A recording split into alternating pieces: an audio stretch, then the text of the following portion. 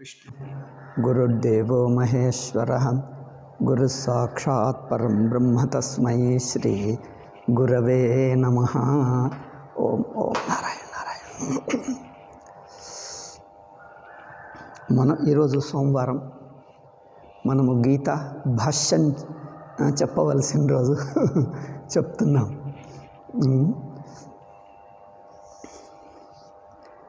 రెండో అధ్యాయంలో 21వ శ్లోకం, వేదావినాశినం నిత్యం ఏన మజమవ్యయం కథం స పురుషః పార్థ కం ఘాతయతి హంతికం. మీకు ఇది ఉందా? ఇక్కడ నేను రాయదుర్గంలో ఉన్నాను. ఇవో ఇక్కడ వాళ్ళది వేదిక, అక్కడ స్వామీజీ ఫోటో ఉంది, రామచంద్రుడి విగ్రహం ఉంది. ఇది రాయదుర్గంలోని హాల్లో, ప్రవచన హాల్లో చెప్తున్నాను. ఇవో కొన్ని రోజుల వరకు ఇక్కడి నుంచే చెప్తాను, తర్వాత హొళి నరసపురంకు వెళ్ళాక అక్కడి నుంచి, అప్పటిదాకా కొన్ని రోజులు, ఒక 10-15 రోజులు ఇక్కడ. సరే, 21వ శ్లోకంలో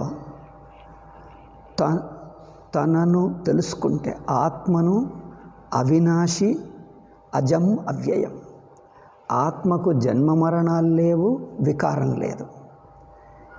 ఎందుకు అంటే తాను దేహం అనుకుంటే, అంటే దేహంగా చూస్తే దీనికి జన్మ మరణాలు ఉన్నాయి, వికారం ఉంది.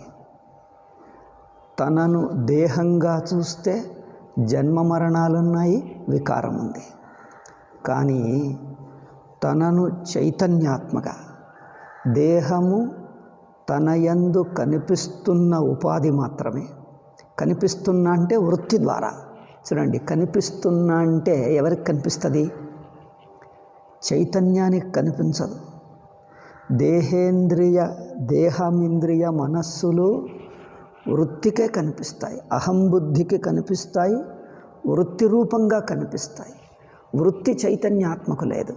అందుకోసం దేహాది రూపంగా అంటే దేహాది రూపం అంటే దేహమన్న వృత్తి, దేహమన్న భావనగా, దేహం ఇంద్రియాలన్న భావనగా, మనస్సన్న భావనగా ఆత్మయందు అధ్యస్థంగా కనిపిస్తుంది. అంటే నేను బుద్ధిని అధ్యాస చేసుకొనే నేను బుద్ధికి కనిపిస్తుంది. అది చూడండి, నేను బుద్ధిని అధ్యాస చేసి ఆ నేను బుద్ధికే ఈ దేహేంద్రియాదులు కనిపిస్తాయి అంటే అనిపిస్తాయి అని అర్థం.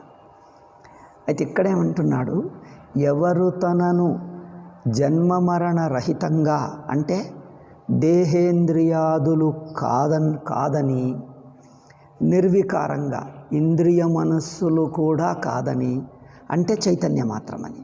చైతన్య మాత్రంలో దేహము లేదు. ఎందుకంటే దేహము అధ్యస్థమైతేనే దేహం కనిపిస్తుంది, అధ్యస్థమైతేనే దేహవృత్తి అధ్యస్థమైతేనే ఆత్మలో కనిపిస్తుంది. ఆత్మలో ఏమని కనిపిస్తుంది? ఆత్మకు కనిపించదు. అధ్యస్థంగా కనిపిస్తుంది. ఆ కనిపించటము అధ్యాసే. అట్లా చూడండి. కానీ అది ఆత్మ అనిపిస్తుంది. అట్లా అధ్యాస అయినప్పుడు చూడండి, కల్పిత దేహము, అదొక విచిత్రం ఏమిటంటే, దేహం కల్పితమే అయినా, అంటే అధ్యస్థ దృష్టికే తోస్తున్న ఆత్మ అన్నట్టు అనిపిస్తుంది. అట్లా అది ఇబ్బంది పడుతున్నది. ఇప్పుడు స్వప్నంలో ఉన్నప్పుడు నేను స్వప్నంలో ఉన్నాను, నేను స్వప్న వ్యక్తిని అనే బుద్ధి స్వప్న వ్యక్తికే అనిపిస్తుందా? మేల్కొన్నవాడికి అనిపిస్తుందా? స్వప్న వ్యక్తికే అనిపిస్తుంది. స్వప్న దేహేంద్రియాలు ఉన్నాయి, స్వప్న ప్రపంచం నాకు కనిపిస్తుంది, నేను స్వప్నంలోని ఒక వ్యక్తిని అని అనిపించేది వ్యక్తికే. అంటే మరి ఆత్మకు లేదు కదా అంటే అవును. అక్కడ ఒక పొరపాటు ఏం జరుగుతుందంటే,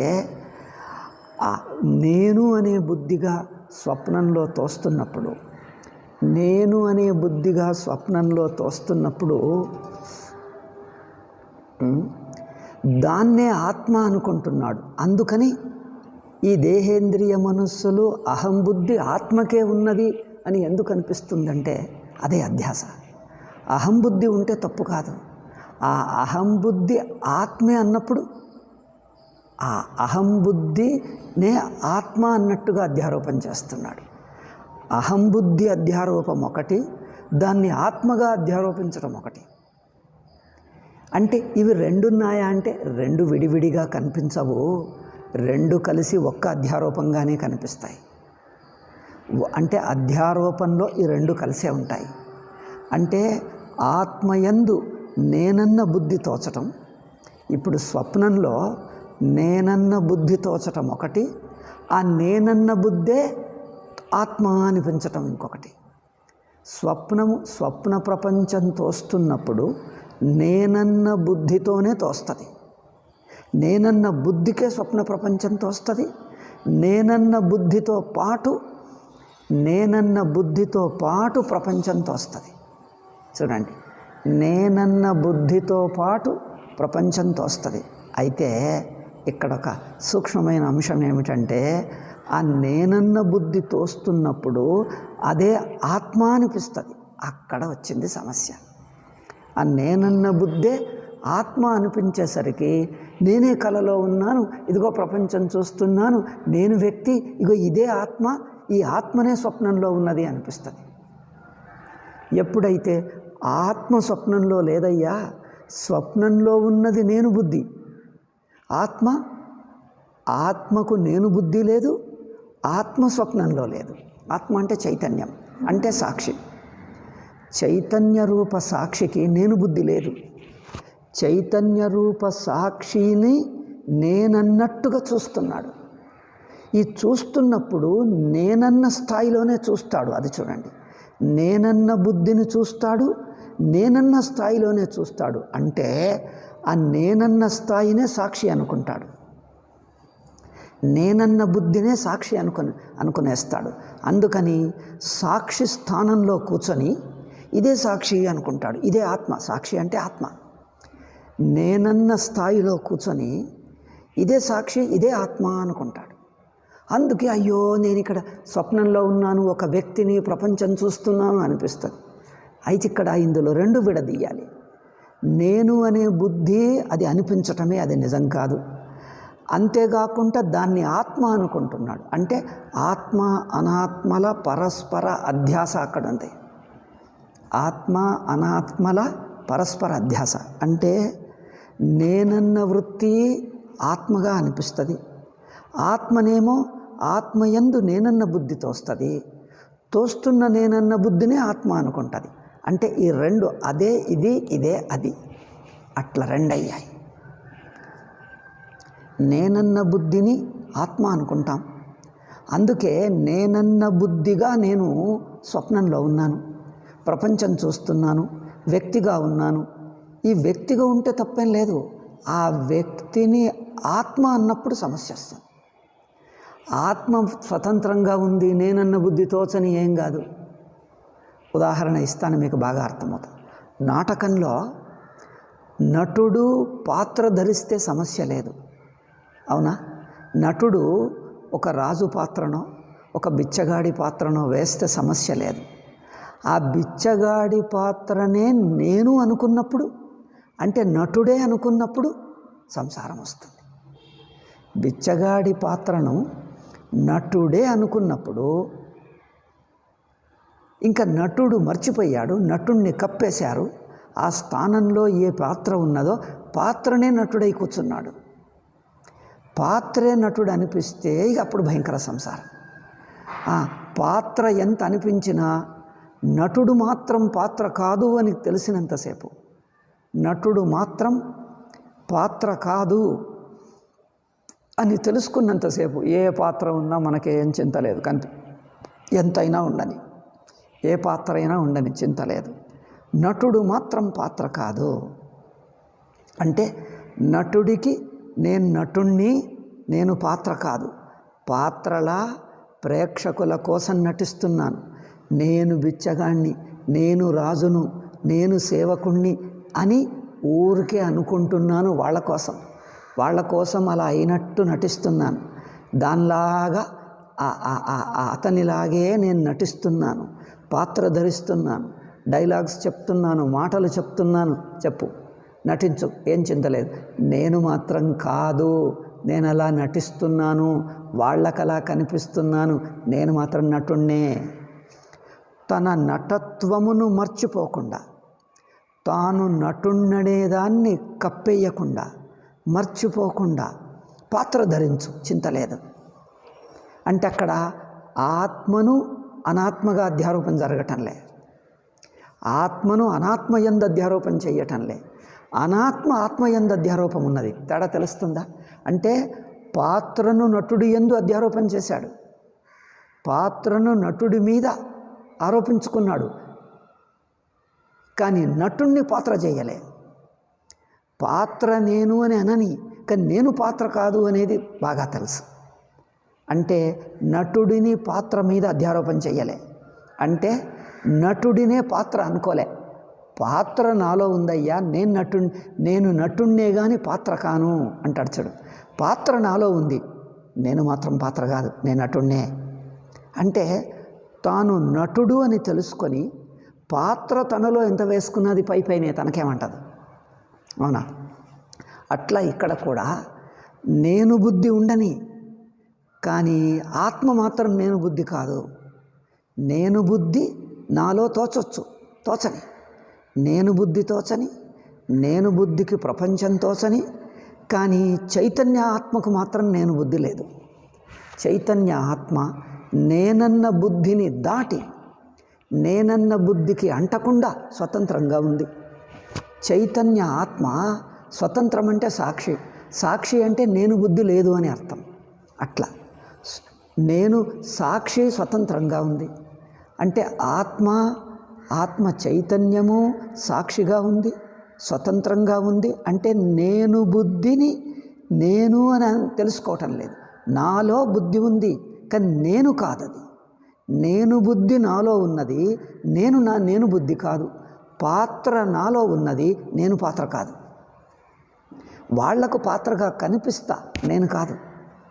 నాకు తెలుసు, అయ్యో వాళ్ళు నిజంగా వీడు పాత్ర అనుకుంటాడు, అయ్యో బిచ్చగాడు, అయ్యో పాపం ఎన్ని కష్టాలు పడ్డాడు. రాముడు అడవిలోకి పోతూ ఉంటే సీతను కిడ్నాప్ చేస్తే రావణుడు, అయ్యో చూసే వాళ్ళకి అయ్యో సీతకు ఏమైపోతుంది, అయ్యో బాధపడి ఏడ్చేస్తారు. కానీ సీత ఏడుస్తున్నట్టు నటిస్తుంది. కానీ నాకు తెలుసు, నేను ఇక్కడే ఉన్నా, నేను ఎక్కడికి పోలే, ఎక్కడికి రాలే. అంటే సీతకు తెలుసు నేనేమి కాలే.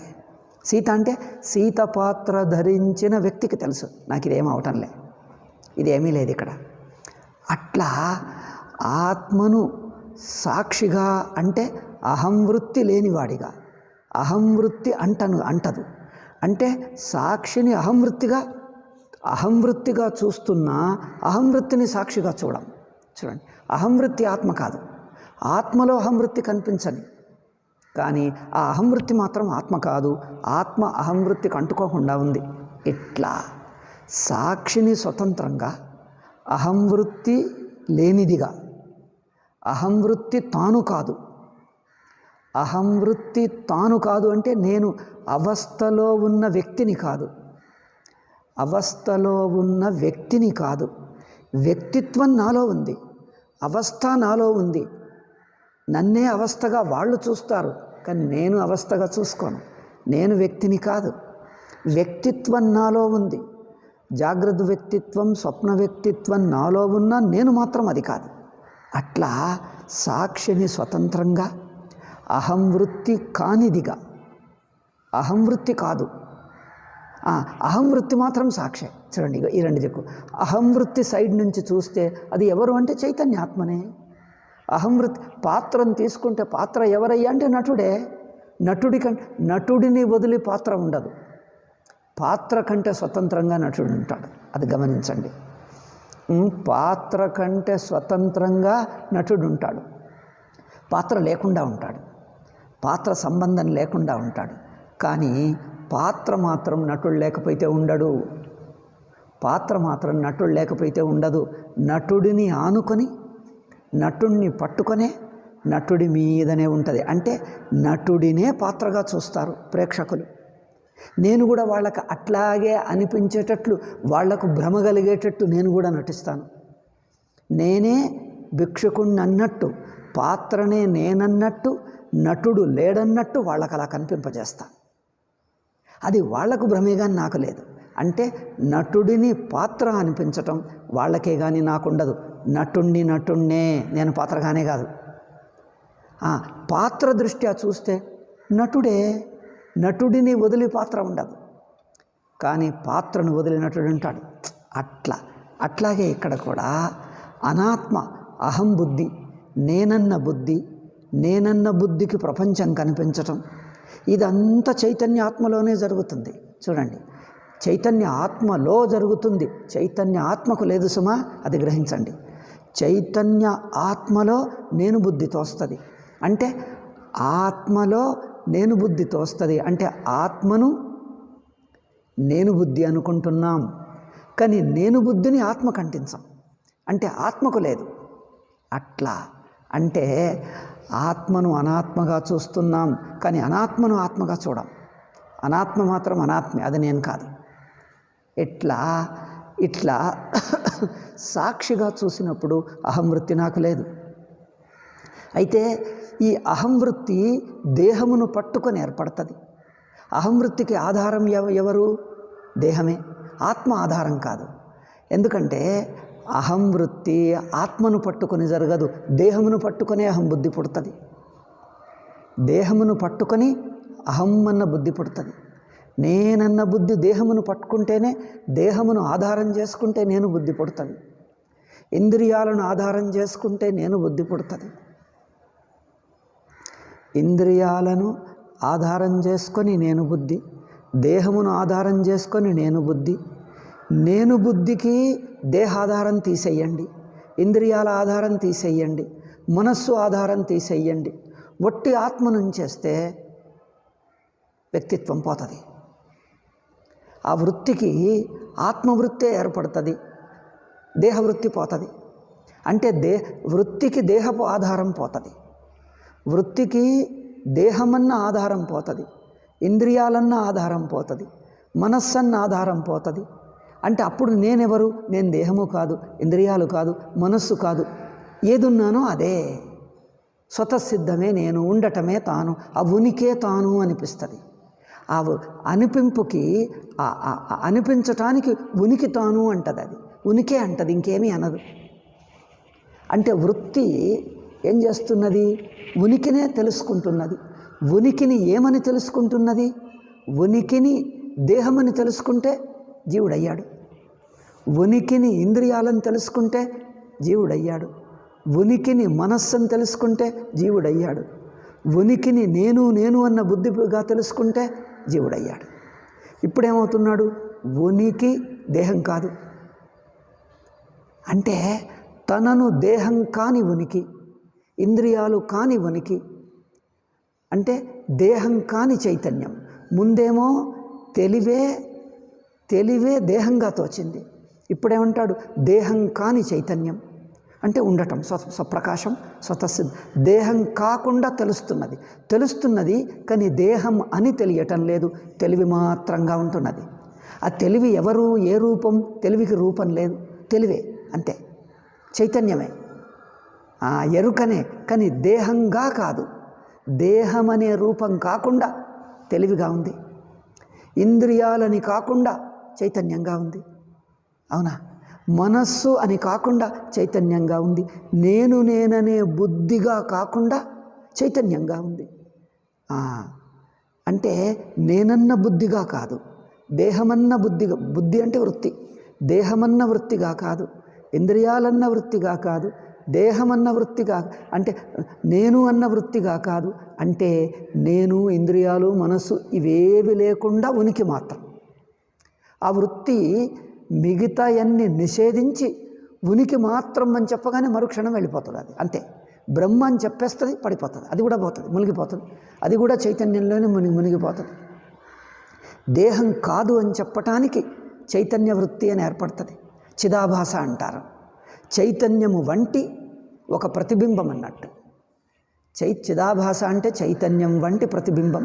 ఇప్పుడు దర్పణంలో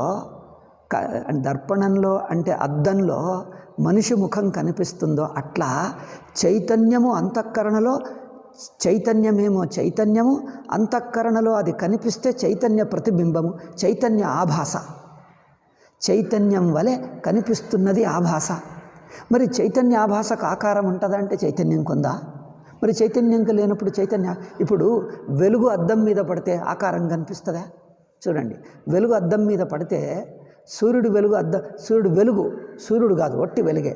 వెలుగు అద్దం మీద పడితే అద్దం మీద ఏం కనిపిస్తుంది? వెలుగుకు ఆకారం ఉంటుందా? వెలుగుకు ఆకారం ఉండదు. ఊరికే అంత తేజస్సులా కనిపిస్తుంది అంతే. అక్కడ ఏమీ ఆకారం కనిపించదు, కానీ అంత బ్రైట్గా ముందేమో అంతా చీకటి ఉండే కనిపించకుండా ఇప్పుడు అంత వెలుగుగా స్వచ్ఛంగా, స్వచ్ఛతనే కానీ అక్కడ రూపం లేదు. అవునా? అట్లాగే ఇప్పుడు చైతన్యమును దేహాకారంగా చూస్తే అది అధ్యాస. కానీ దేహాకారం వదిలి ఒట్టి చైతన్యం అంతే ఉన్నది. దేనిగా చెప్పరాదు, ఉన్నది మాత్రం అనొచ్చు. దేనిగా అనలేదు, ఇంద్రియాలుగా లేదు, ఒట్టి చైతన్యం. అంటే ఇంద్రియాలలో ఏమున్నది? ఒట్టి చైతన్యమే.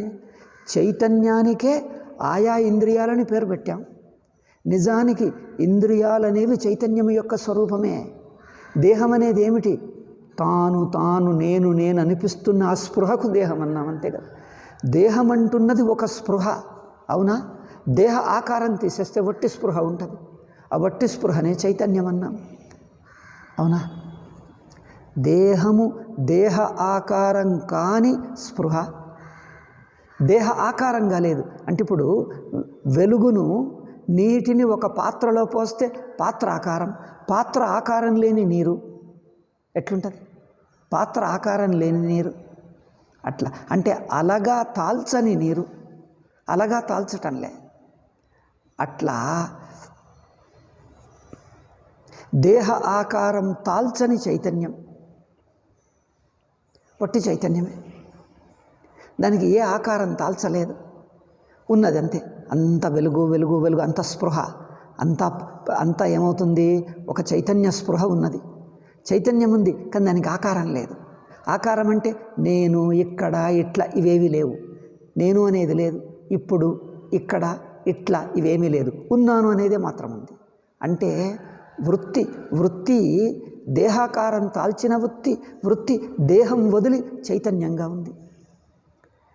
ఇంద్రియాలను వదిలింది, అంటే ఇంద్రియ ఆకారం వదిలింది. మనస్సు ఆకారం వదిలింది. నేనన్న అభిమానపు ఆకారం వదిలింది వృత్తి. నేనన్న వృత్తి రూపం వదిలింది. అంటే నేను ఒక వ్యక్తిని అనేది ఏం లేదు. నేను అంటే తనను గురించి చెప్పరాకుండా, తనను గురించి ఇది అని చెప్పొస్తే అది నేను బుద్ధి. ఇదిగో తాను నేను అని చెప్తే అది బుద్ధి అవుతుంది. చెప్పరాదు అంటే నేను అనేది వృత్తికి దొరకటంలే, చెప్పరాదు. అంటే ఉన్నాడు తాను, ఏమని ఉన్నాడు? ఎట్లా అని ఉన్నాడు? ఎట్లా ఉన్నాడంటే ఎట్లా? సుషుప్తిలో ఎట్లున్నావయ్యా? ఉన్నావా అంటే ఉన్నా. ఎట్లున్నావు చెప్పు? ఉన్నానండి. అవును, ఎట్లున్నావు చెప్పు? చెప్పరాదండి అంటే ఉనికి, కానీ ఏమని చెప్పరాదు అంటే అక్కడ అహం వృత్తి లేదు. నేను వృత్తి లేకుండా ఊరికే ఉనికిగా ఉండటం అంటే ఎట్లా అంటారు. ఇదిగో సుషుప్తి తీసుకో. సుషుప్తిలో నేనుగా లేను, ఉన్నాను. ఎవరిగా? ఎట్లా? చెప్పరాదు. ఎందుకంటే చెప్పటానికి ఏమీ లేదు అక్కడ. దీనిగా దానిగా అట్లా ఇట్లా అని లేదు, కానీ ఉన్నాడు. అట్లా ఒకానొక రూపం తాల్చకుండా ఉనికిగా ఉన్నాడు, అది గ్రహించాలి. ఒకానొక రూపం తాల్చకుండా ఉనికి మాత్రంగా ఉన్నాడు, అవునా? అట్లా అంటే నేను బుద్ధి కూడా వదిలిపోతుంది. అంటే ఇట్లా పేరు పెట్టరాకుండా ఉన్నది అక్కడ. పేరు పెడితే నేను, పేరు పెట్టరాదు, ఉన్నది మాత్రం ఉన్నది. ఉనికి అంతా తానే అయ్యేసరికి పేరేం చేస్తుంది? మిగతా వాటి నుంచి విడదీసి ఇది మాత్రం అని తీస్తే పేరు. మిగతా వాటి నుంచి విడదీసి ఇది మాత్రం, ఇంత మాత్రం అని ఒక విడదీస్తే దానికి పేరు పెట్టేస్తుంది అక్కడ.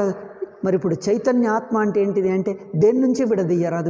విడదీయటానికి ఇంకొకటి లేనే లేదు, విడదీయటానికి ఏదీ లేదు. దేని నుంచి విడదీయరాదు గనక ఇదే ఇంత అనేది అట్లా ప్రత్యేకంగా చెప్పరాదు.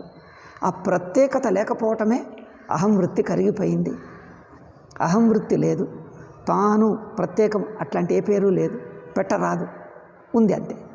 ఉంది ఉంది ఉంది స్వతసిద్ధం. ఈ స్వతసిద్ధం గురించిన వృత్తి అంటే వృత్తి ఏం చేస్తుంది? అంతఃకరణలో చిదాభాస ఏర్పడుతుంది. చిదాభాస అంటే చైతన్యము యొక్క ప్రతిబింబం, అంటే వెలుగు యొక్క ప్రతిబింబం. వెలుగుకు ప్రతిబింబం వెలుగులాగే ఉంటుంది, అది తేడా తెలియదు. ఇప్పుడు నేరుగా వెలుగును చూడు, అద్దంలో పడ్డాక చూడు, అద్దంలో పడ్డా అది వెలుగులాగే ఉంటుంది, తేడానే అనిపించదు మనకు. అనిపిస్తుందా? వెలుగు నేరుగా వెలుగు చూడు, అద్దంలో వెలుగు చూడు, అద్దంలోనూ వెలుగే అనిపిస్తుంది, తేడానే కనిపించదు. అట్లాగే చైతన్యము అంతఃకరణలో కనిపిస్తే చిదాభాసగా అది చైతన్యంగానే అనిపిస్తుంది, తేడానే ఉండదు. అయితే అందులో చిదాభాస అంటే అంత సమష్టి అంతఃకరణలో మొత్తం అవస్థా తెలివిలో, అవునా, మొత్తం అవస్థా చైతన్యం అంటే జాగ్రత్త స్పృహ, మొత్తం జాగ్రత్త స్పృహ నేను బుద్ధిగా నేనన్న రూపం తాలుస్తుంది, ఇంద్రియాలన్న రూపం తాలుస్తుంది, దేహమన్న రూపం తాలుస్తుంది, ప్రపంచమన్న ఆకారం తాలుస్తుంది.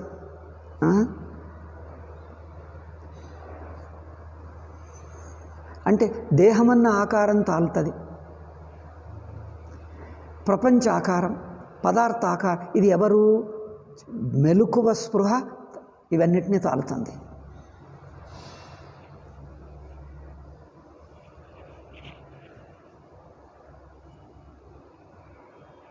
అయితే ఇప్పుడు ఏం చేస్తున్నాం? దేహ ఆకారం తీసి ఒట్టి మెలకువ స్పృహ, మెలకువ చైతన్యమే ఉంచుతున్నాం. అందులో దేహాకారం వదిలి ఉంటుంది, ఇంద్రియాకారం వదిలి ఉంటుంది, మనస్సు ఆకారం వదిలి ఉంటుంది. అన్ని ఆకారాలు వదిలేస్తే ఆ చైతన్యం ఏమైపోతుంది? ఆ వృత్తి ఏమవుతుంది? మొత్తం జాగ్రత్తాకార చైతన్యం ఉన్నదే. జాగ్రత్తకు ఆకారం చెప్పరాదు. దేహ ఇంద్రియాలు పట్టుకుంటేనే అహం బుద్ధి ద్వారా ఉంటుంది ఆకారం. దేహం వదిలే, ఇంద్రియాలు వదిలే, మనస్సు వదిలే, అహమాకారం కూడా పోతుంది. నేనన్న ఆకారం అంటే బుద్ధి, నేనన్న వృత్తి కూడా పోతుంది. అప్పుడు మొత్తం మెలకువ అన్న మెలకువ ఆకారం ఏర్పడుతుంది. మెలకువకి ఏం ఆకారం అంటే ఇది అది అని చెప్పరాదు, అంతా మునిగిపోయినటువంటిది అంతే. అయితే ఆ మెలకువ ఆకారం ఏమిటయ్యా అంటే మెలకువే, అంటే చైతన్యమే. ఇట్లా అందుకని ఇక్కడ ఏమంటున్నాడు? వేదా వినాశినం నిత్యం, తనను అవినాశి అని తెలుసుకుంటే జన్మమరణ రహితుడు అంటే దేహరహితుడు, రాకపోకల రహితుడు అంటే ఇంద్రియ రహితుడు. ఇప్పుడు ఇంద్రియాలు మనస్సు వికారం చెందుతాయి, దేహమేమో పుడుతుంది చస్తుంది. ఇంద్రియాలు, మనస్సు పుట్టదు చావదు, మనస్సు అనిపిస్తుంది అంతే. మనస్సు అంటే వివిధ వృత్తులు, నేనన్న బుద్ధి అనిపిస్తుంది, పోతుంది. అయితే నేనన్న బుద్ధి చైతన్యంలో అనిపిస్తుంది, ఇక దేహం మాత్రం పుడుతుంది చస్తుంది. అయితే అందుకే అంటున్నాడు జన్మ మరణ రహితుడు, వికారరహితుడు. వికారరహితం అంటే స్వప్రకాశం, స్వతసిద్ధంగా ఉంది. ఆ ఆత్మను తెలుసుకుంటే ఏమవుతుంది అంటే ఆ వృత్తి ఏం చేస్తున్నది? దేహరహితం, ఇంద్రియరహితం, మనస్సు రహితం, నేనన్న బుద్ధి రహితమైతే అదంతా మెలకువ అయిపోతుంది. మెలకువకు ఆకారం లేదు. ఒట్టి జాగ్రత్తకు ఆకారం ఏమిటి చెప్పు? ఒట్టి జాగ్రత్త, అందులో దేహం లేదు, ఇంద్రియాలు లేదు, మనస్సు లేదు. ఒట్టి జాగ్రత్త ఆకారం అంటే అదంతా చైతన్యాకారమే, అదంతా చైతన్యమే. ఆ వృత్తి కూడా చివరికి ఆత్మలోనే మునిగిపోతుంది. ఆ వృత్తిని జ్ఞానవృత్తి అన్నారు. జ్ఞానవృత్తిలో దేహాకారం, ఇంద్రియాకారం, మనస్సు, నేనన్న ఆకారం కరిగిపోయి ఒట్టి వృత్తి ఉంటుంది. చిదాభాస మాత్రం ఒట్టి చిదాభాస ఉంటుంది. చిదాభాస అంటే చైతన్యము యొక్క తోచటం అంతే, ఆభాస, భాషించటం. చైతన్యమే అట్లా చైతన్యం వలె భాషించటం, ఇక దానికి ఆకారం లేదు. అంటే ఇప్పుడు మొత్తం జాగ్రత్తే, ప్రపంచమంతా మెలకువ స్పృహ అనిపిస్తుంది, ప్రపంచమంతా జాగ్రత్త స్పృహనే. అందులో పదార్థాలు, నామరూపాలు, దేశం, కాలం, నేను బుద్ధి అన్నీ కలిసిపోయాయి. ఒకటే ఒక్క చైతన్య స్పృహ, ఒకటే ఒక్క జాగ్రత్త స్పృహ, మెలకువ అన్న స్పృహ.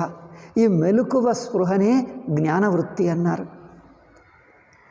ఇందులో ద్వైతం లేదు ఇంకా, ఎందుకంటే దేహము ప్రపంచము విడివడి లేవు.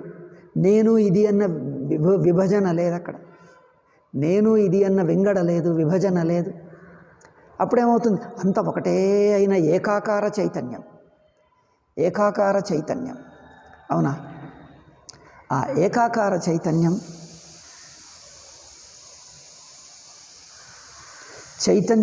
చైతన్య ఆత్మనే తెలుపుతుంది కానీ చైతన్య ఆత్మను ఇంకేదో అన్నట్టు చూపించదు, అవునా? ఇప్పుడు పాత్రగా కనిపిస్తే నేను ఈ పాత్ర కాదు అని పాత్రను వదిలేస్తే తాను నటుడు అనే భావం వస్తుందా? కొత్త కాదు, మొదలే ఉన్నది అది. నేను పాత్ర కాదు అని తీసేస్తే నటుడు అనే భావం మొదలే ఉన్నది. అట్లా ఇది కూడా దేహము, ఇంద్రియాలు, మనస్సు నేను బుద్ధి కాదని నిషేధిస్తే ఇక ఉనికి మాత్రమే ఉన్నది, చైతన్యం మాత్రం, అవునా? అయితే అదే ఇక్కడ అంటున్నాడు. మనం గత పాఠంలో చెప్పింది భాష్యం రెండవ అధ్యాయంలో 21వ శ్లోకం మీది భాష్యంలో చర్చిస్తున్నాం మనం.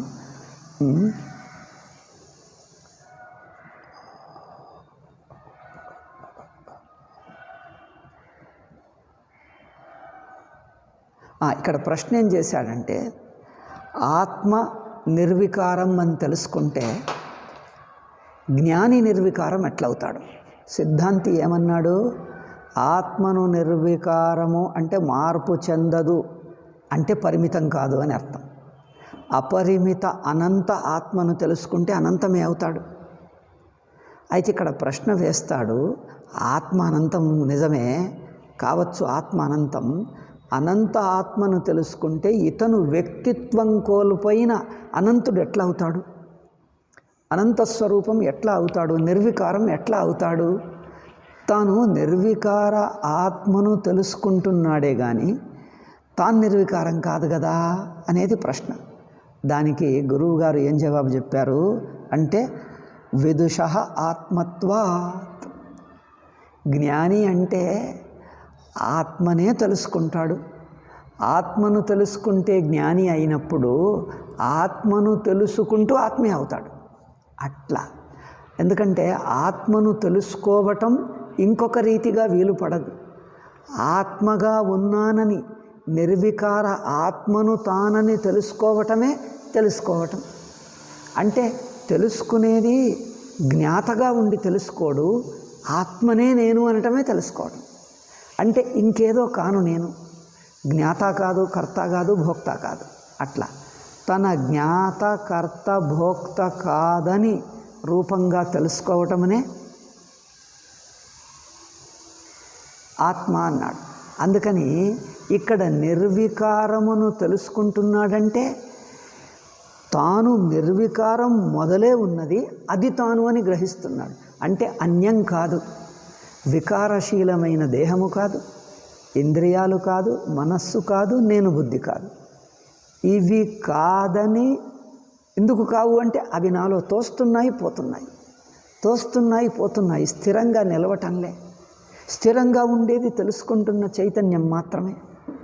చైతన్యం ఒక్కటే ఉంటున్నదంటే చైతన్యమే దేహంగా తాల్చి కనిపిస్తుంది, చైతన్యమే ఇంద్రియాలుగా తాల్చి కనిపిస్తుంది, అదే మనస్సుగా నేను బుద్ధిగా తాల్చి కనిపిస్తుంది. అయితే ఆ తాల్చిన రూపం వదిలేస్తే అట్టి చైతన్యమే ఉంది. అట్లా అందుకని తెలుసుకున్నప్పుడు విదుషః ఆత్మత్వాత్, జ్ఞాని ఆత్మను నిర్వికారమని తెలుసుకుంటాడు. తెలుసుకున్నాక నిర్వికారం కాడు. అచ్చుడు, జ్ఞాని తెలుసుకున్నాక నిర్వికారం కాడు. నిర్వికారం నేను మొదలు ఉన్నా, ఇప్పుడు ఉన్నా, ఎప్పుడు ఉన్నా నేను ఉండేదే నిర్వికారం కదా అని తెలుసుకుంటాడు. నిర్వికారం అంటే వ్యక్తి కాదు, నేను ప్రత్యయం లేదు, దేహ రూపం కాదు, ఇంద్రియ రూపం కాదు, మనోరూపం కాదు, నేనన్న రూపం కాదు. ఇది నిర్వికారం. అంటే నేను అనేది ఏ రూపము పెట్టరాదు, ఏ పేరు పెట్టరాదు, ఎవరు ఎట్లా అనేది దేనికి దొరకదు. ఎవరు ఎప్పుడు ఎక్కడ ఎట్లా ఈ మాటలకు దేనికి దొరకకుండా స్వయంగా ఉన్నది. అట్లా స్వయంగా నిర్వికారంగా ఉన్నదాన్ని తెలుసుకుంటాడు కానీ తెలుసుకున్నాక నిర్వికారం కాడు. అచ్చోడు, తెలుసుకున్నాక నిర్వికారం కాడు. నేను నిర్వికారంగానే ఉన్నాను కదా అయ్యో నేను వికారం కానే కాదే, వికారమైన దేహేంద్రియాదులు కావు అంటే మరి నేను ఇది ఎప్పుడూ ఉన్నాను, ఇవి కాకుండా ఉన్నదైతే ఎప్పుడూ ఉన్నది. అట్లా నేను మొదటి నుంచే ఉన్నాను, ఎప్పుడూ ఉన్నాను, అనంతంగా ఉన్నాను, ఎప్పటికీ ఉంటాను. అట్లా నిర్వికారమును, ఉన్న నిర్వికార ఆత్మను తెలుసుకుంటాడు. అవునా? తాను ఎప్పుడూ ఉన్నటువంటి నిర్వికారమును తెలుసుకుంటాడంటే జ్ఞాతగా ఉండి ఆత్మను ఎదురుగా ఉంచి తెలుసుకుంటాడా? ఎట్లా తెలుసుకుంటాడు చూడండి. మామూలుగా లౌకిక విషయాలు తెలుసుకోవాలంటే జ్ఞాతగా ఉండి జ్ఞేయమును తెలుసుకుంటాడు, లేక అభిమానిగా తెలుసుకుంటాడు. రెండు రకాలుగా. ఒకటి, బయటి ప్రపంచమేమో ఇంద్రియాలతో లేక మనస్సుతో ఇదిగో ఇది గోడ, ఇది తలుపు, ఇది కుర్చీ, ఇది మనుష్యుడు, ఇది పుస్తకం అని విషయంగా తెలుసుకుంటాడు, ఇంద్రియ విషయంగా లేక మనో విషయంగా. కానీ మరొకటి ఏమున్నదంటే మనస్సులో సబ్జెక్టుగా కూడా తెలుసుకుంటున్నాడు. సబ్జెక్ట్ అంటే నేను అనే బుద్ధిగా, అంటే అభిమానంగా, సబ్జెక్టును అభిమానపడుతున్న సబ్జెక్టు, అభిమానపడుతున్న నేనుగా కూడా తెలుసుకుంటాడు. కానీ ఇప్పుడు చెప్తున్నది ఏమిటంటే తెలుసుకోవటం అంటే జ్ఞేయంగా తెలుసుకోవటంలే, నేను అనే రూపంగా కూడా తెలుసుకోవటంలే. తెలివి ఉన్నది అభిమానం లేని వట్టి తెలివి. నేను అనే అభిమానం లేదు, ఇది అనే విషయము లేదు. ఇది అనే విషయంగా లేదు, నేను అనే అభిమానంగా లేదు, వట్టి తెలివే. అంటే దానికి సబ్జెక్టు కాదు, ఆబ్జెక్టు కాదు, దానికి ఏ పేరు పెట్టరాదు, ఏ రూపము, ఏ ఆకారం, అంటే దాంతో తాదాత్మ్యము లేదు, ఇంకొకటి లేదు, వట్టి చైతన్యం. ఇట్లా నిర్వికారము విదుషః ఆత్మత్వాత్. అంటే ఇక్కడ తెలుసుకున్న తర్వాత ఇంకా దేహాదులుగా ఉండడు, అంటే జ్ఞాతగా మిగలడు అని అర్థం. నా దేహాది సంఘాతం నహి దేహాది సంఘాతస్య విద్వత్త. జ్ఞాని అంటే ఇంద్రియాలుగా ఉండి జ్ఞాని కాదు, మనస్సును అభిమానపడుతూ జ్ఞాని కాదు, జ్ఞాతృత్వమును అభిమానపడుతూ జ్ఞాని కాదు, జ్ఞాతృత్వమును అభిమానపడుతూ జ్ఞాని కాదు, జ్ఞాతృత్వమును వదిలిన జ్ఞాని. అంటే తెలుసుకుంటున్నాడు. ఎట్లా అంటే తెలుసుకుంటున్నవాడిగా తెలుసుకోవటంలే, తెలివి రూపంగా మిగిలిపోవటమే తెలుసుకోవటం. తెలివి రూపంగానే ఉండిపోతాడు.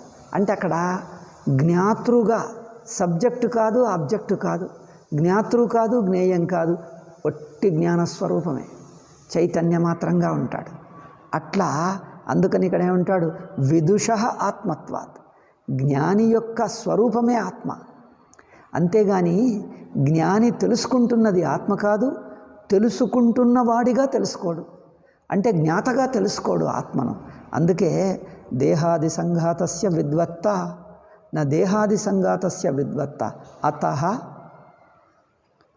ఒక్క మాట, పరిశేషాత్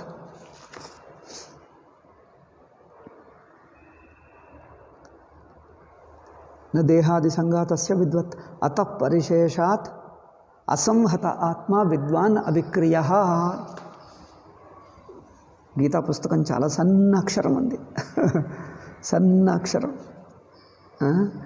అందుకని పరిశేషాత్ అసంహత ఆత్మ విద్వాన్ అవిక్రియః. అందుకని జ్ఞాని ఎవరంటే దేహ ఇంద్రియ మనస్సులో భాగంగా ఉన్నవాడు కాదు, ఇవేవీ కాకుండా ఉన్నది అసంహత, స్వయం సిద్ధ సాక్షి అని అర్థం. అట్లా కనుక ఆత్మ విద్వాన్ అవిక్రియ ఇది తస్య విదుషః కర్మ. అందుకని తనను ఆత్మను తెలుసుకోవటం అంటే తెలుసుకున్నవాడంటున్న జ్ఞాతృత్వమును వదిలి ఉండటం అని అర్థం. మిగతా విషయాలన్నీ జ్ఞాతగా ఉంటూ తెలుసుకుంటూ జ్ఞాత అవుతాడు. లౌకిక మిక్కది ఆత్మ తప్ప మిగిలిందంతా తెలుసుకుంటూ జ్ఞాత అవుతాడు, జ్ఞాతగా తెలుసుకుంటాడు. అంటే తెలుసుకుంటూ జ్ఞాత అవుతాడు, జ్ఞాతగా ఉంటూనే అది తెలుసుకుంటాడు. ఇక్కడ జ్ఞాతృత్వం వదిలే తెలుసుకుంటాడు. అంటే దేన్ని తెలుసుకుంటాడో అది తానుగా తెలుసుకుంటాడు. అంటే జ్ఞాతగా ఉండి జ్ఞేయంగా జ్ఞాతృజ్ఞేయ విభాగంగా తెలుసుకోడు అని అర్థం. మిగతాది ఏది తెలుసుకోవాలన్నా దాన్ని అలా జ్ఞేయంగా పెట్టుకొని తాను జ్ఞాత కావాలి. తాను జ్ఞాతగా ఉండి దాన్ని జ్ఞేయంగా చూడాలి. ఇక్కడ ఆత్మను జ్ఞేయం చెయ్యరాదు, తాను జ్ఞాత కారాదు. తాను జ్ఞాతగా మిగలడు, ఆత్మ జ్ఞేయంగా ఉండదు. చైతన్యాత్మ జ్ఞేయంగా ఉండదు. అంటే మొత్తం జాగ్రత్త స్వప్న సుషుప్తులనే అవస్థలను ఆధారమైన అవస్థలను తెలుసుకుంటున్న చైతన్యాత్మ జ్ఞాతగా ఉండదు, జ్ఞేయంగా తెలియరాదు, జ్ఞాతగా తెలుసుకోదు. అంటే జ్ఞాతృజ్ఞేయ భేదమును వదిలి ఉండటమే తెలుసుకోవటం. అందుకని అది తెలుసుకోవటం అంటే ఆత్మని అవటం, ఆత్మ మాత్రమే అవుతాడు ఇట్లా. అందుకని ఇక్కడ ఏమంటాడు, తతః విదుషః కర్మ అసంభవాత్. తాను ఆత్మే అయ్యేసరికి ఆత్మలో ఇంకా చలనం లేదు, పరిణామం లేదు, కదలిక లేదు, మార్పు లేదు, చలనం లేదు. ఎందుకంటే చలనం అంటే ఏమిటి? దేశకాలాదుల్లో అవస్థలో ఉంటుంది. అవస్థలే కాకుండా అవస్థలను వదిలి ఉన్నాడు, నిరవస్థ, అవస్థారహితమైన స్వతసిద్ధ ఆత్మ.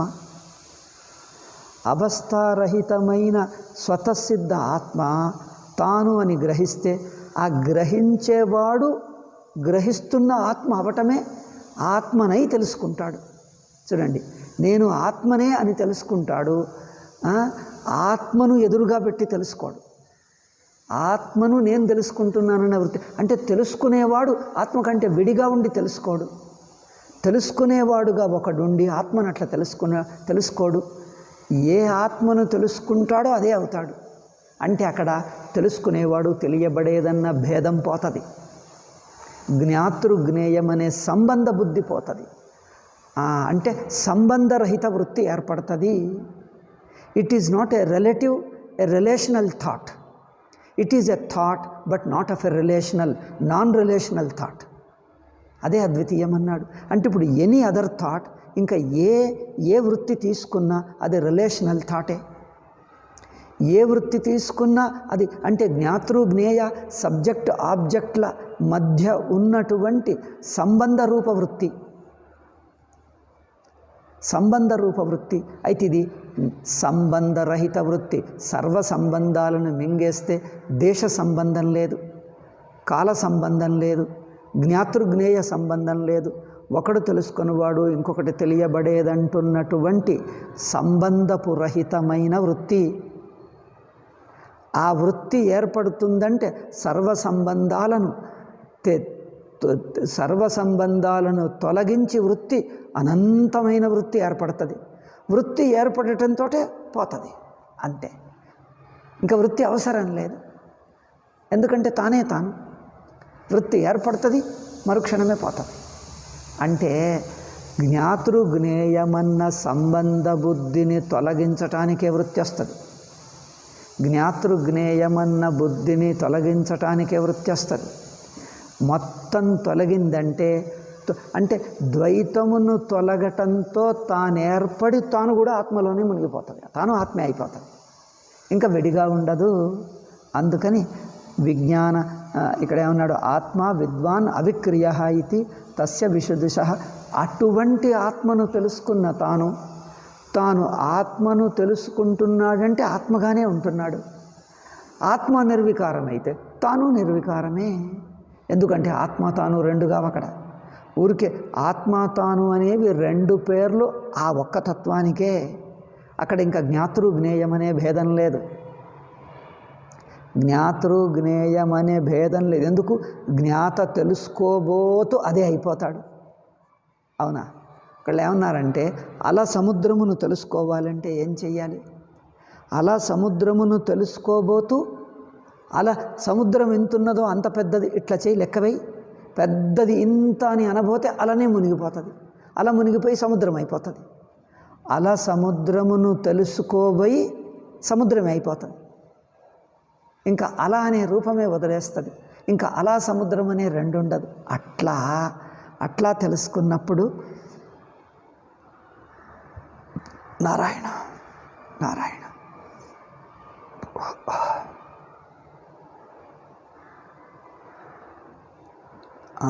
అందుకని ఏమన్నాడు, ఈ జ్ఞాని మిగతా ఏ వస్తువుని తెలుసుకున్నా జ్ఞాతగా ఉంటాడు, అంటే వికారశీలుడు అవుతాడు.